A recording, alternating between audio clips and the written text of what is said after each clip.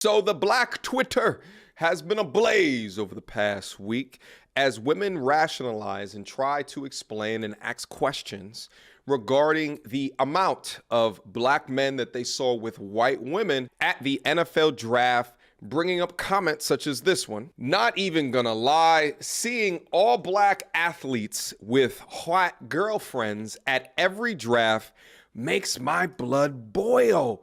It's borderline shameful. With follow-up questions such as this one, as a black woman, I just want to know why most successful black men choose to date married white women. For examples, athletes and actors.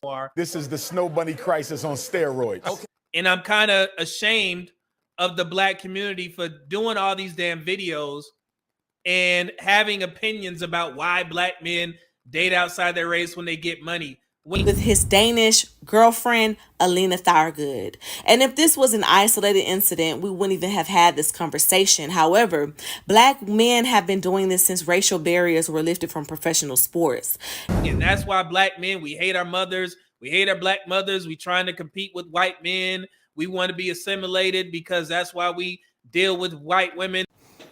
I'm Chris Grandison. Welcome to Xenogenesis, where I apply evolutionary psychology to black community issues. Now, in the racial self-hatred video I posted a week ago, I mentioned how accusations of internalized racism are used in the black community. And I used, the accusations of internalized racism that's been directed at, the young black men entering the NFL draft, on draft night. A lot of them had white girlfriends next to them. And there was a lot of discussion taking place over social media, YouTube videos, TikToks, things like that, accusing these guys of internalized racism. So in this episode, I want to answer a question from my comment section on this and explain why this negative reaction to them from many in the black community is explainable as being rational in the context of sexual competition from an evolutionary perspective. Now, to be clear, I'm doing psychology here, so I'm not making a moral judgment on anyone. I'm not trying to, throw shade on these guys or criticize the people who are criticizing them. Psychology's job is to study the behavior and explain the behavior. So that's really all I'm going to do here. Now, this negative reaction to, the guys we saw on draft night who had white girlfriends next to them, it's a product of what is called intrasexual competition. And that is competition between members of the same sex. So let's say competition between men with other men for access to women, or competition between women for access to the best men. And in this case, this is competition between women for access to not just any men, but the most desirable top men. These young men are of high quality, both from a physical attractiveness and an economic attractiveness point of view. They are above average in height, they're muscular, elite athletes who can move their bodies in ways most men simply can't. And this shows, a lot of bodily attractiveness, and it signals that they have what we would call in evolutionary psychology, high genetic quality.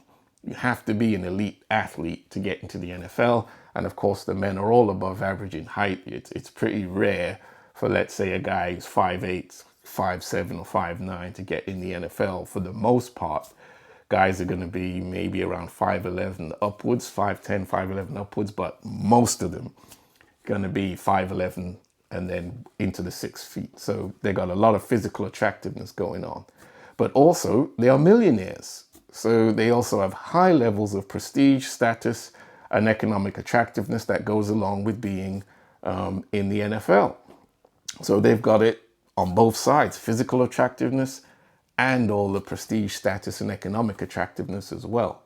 So the losers of competition for such high quality mates, will of course display a negative social response to that outcome, and they're going to want answers as to why they are losing out on the best available men that come from their own racial group, because they're going to feel we should have the best access to the men or women or whatever from our own racial group. That's how human beings feel.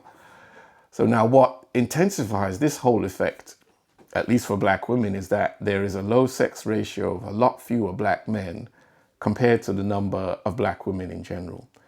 90% of black Americans live in low sex ratio conditions. So let me repeat that. 9 out of 10 of black people in America, they live in low sex ratio conditions where there's a lot more women, a lot less men. And it's not just a pure number, because the men who don't have anything going on for themselves, criminal records, long-term unemployment, poor education, those type of men, they're considered somewhat undesirable.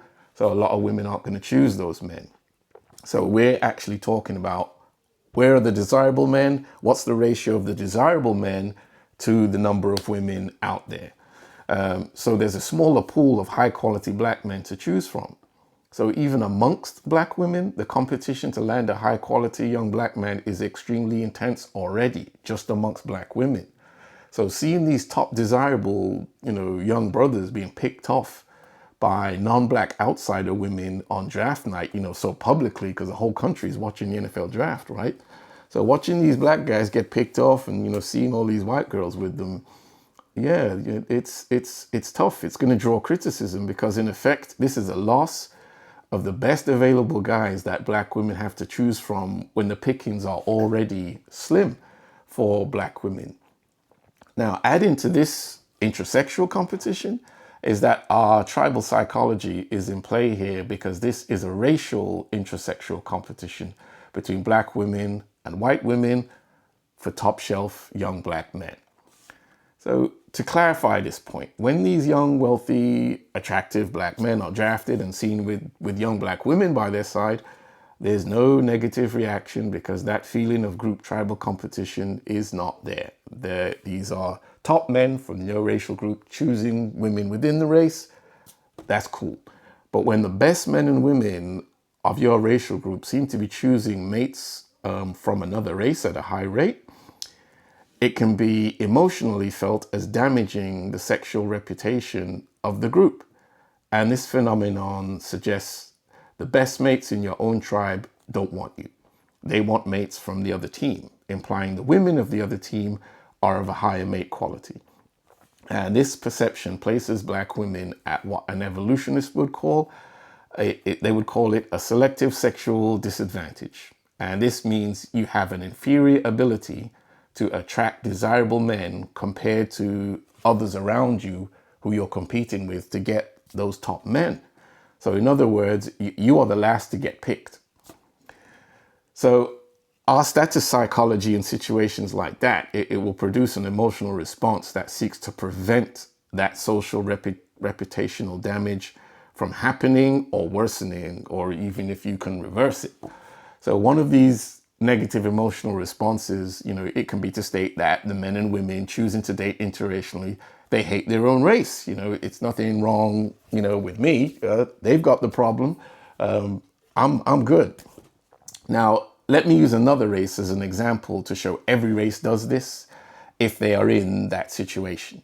So you can see the same effect among Asian American men due to the perceived high rate of Asian American women dating out. They to a high degree, they date white men and Latinos, whoever they want to, because they have that amount of optionality in the sexual marketplace. Now, I think this is called bitter Asian man syndrome. So some, Asian American men ruthlessly attack Asian American women for making these mating choices. Now, the response of Asian American men and black women is built on a feeling of racial entitlement. Just look at the response of, let's say, some white men historically to seeing an attractive white woman with, an attractive black man. You get that racial tribal response. Whereas if that same woman was with a white man, no problem, no tribal racial response at all. So men and women feel the best, most desirable mates of their racial tribe, that they belong to them, not people outside their race. And this is our tribal psychology at work, the universal tribal psychology that humans have. That's the foundation of that effect. Our sexual romantic preferences can be culturally crafted. Some of our, mating preferences, let's say height and a nice athletic build on a man, that's kind of universal. All women tend to like that around the world.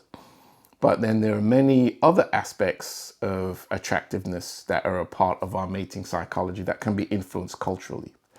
So from that understanding, another threat black women are facing here is that other young top black men will want to imitate these guys, we're seeing in the NFL draft, or rappers and entertainers and whatever the choices they make, because these are very prestigious, wealthy individuals, and humans pay greater attention to and attempt to learn and copy the behavior of people who are successful, prestigious, and admired. And that is exactly what these young black men are. Now, men with prestige and high mate value, they do influence other men to copy their choices in many ways, including the type of woman that they pick. That effect can emotionally be experienced like a threat to black women's mate value as girlfriends and wives in the sexual marketplace. So from an evolutionary point of view, it is adaptively rational for black women or any group facing that threat to want to seek and destroy sociocultural information that can have a detrimental effect on their mate value like that, which is why you see Asian American men doing the exact same thing. Truth is, in that situation, any group of men or women will and do respond the same way. Ultimately, no one wants to be at a selective sexual disadvantage when it comes to attracting people and choosing our mates. Okay, I'm going to stop that one here. Any questions? How you feel about it? Leave it in the comments. And if you have another topic, another issue you want me to analyze from an evolutionary psychological point of view, leave that in the comments and you can see it in a future video.